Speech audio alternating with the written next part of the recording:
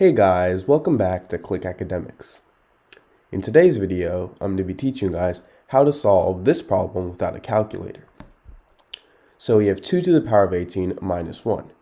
Now we can actually rewrite 2 to the power of 18 as 2 to the power of 9 to the power of 2. Because if we have something in the form a to the power of m times n, this can be rewritten as a to the power of m to the power of n. So now we have 2 to the power of 9 squared minus 1 is the same thing as 1 squared. Now if we have something in the form a squared minus b squared, this is actually equal to a plus b times a minus b.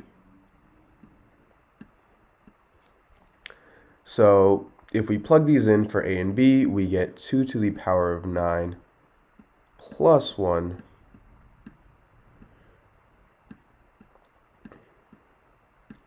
times 2 to the power of 9 minus 1.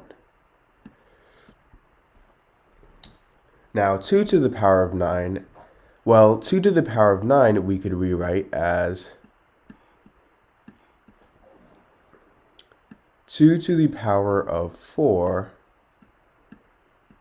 times 2 to the power of 5. Now 2 to the power of 4 is 16, and 2 to the power of 5 is 32. So now we have 16 times 32. So 32 times 16. Carry the 1, 2. 6 times 3 is 18. 18 plus 1 is 19. 0. 1 times 2 is 2. And 1 times 3 is 3. So now we're going to add this. 2 plus 0 is 2. 9 plus 2 is 11, and 3 plus 1 is 4, 4 plus 1 is 5.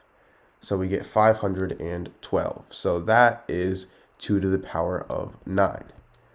So now we have 512 plus 1, which is 513, times 512 minus 1, which is 511. So now we have 513 times 511, and I'm actually going to rewrite this as 500 plus 13 times 500 plus 11. So now we could simply distribute this and solve. 500 times 500 is 250,000. So we have 250,000 plus 500 times 11 is 5,500 plus now 13 times 500 is 6,500. 6,500. And finally, 13 times 11 is 143. So now, if we add this all up, I'm not going to waste your time by doing that. We would get 262,143. So this is our answer.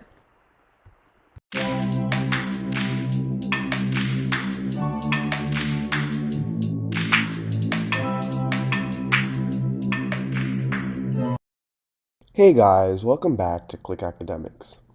In today's video, I'm going to be teaching you guys how to solve this exponential equation. So we have 3 to the power of x plus 3 to the power of x plus 3 to the power of x is equal to 1. Now, what I'm first going to do is I'm going to factor out 3 to the power of x from our left-hand side because all the terms are 3 to the power of x. So that would simplify this by a lot.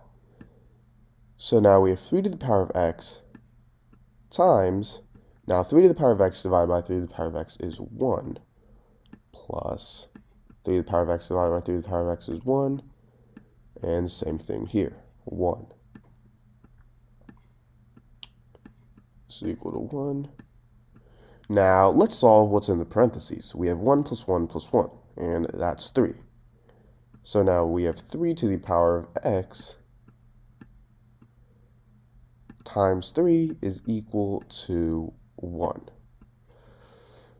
Now I want to isolate x, so I'm going to divide both sides by 3. So now we have 3 to the power of x is equal to 1 over 3. Now, how would I change 1 over 3 so that it's in the form 3 to the power of a number?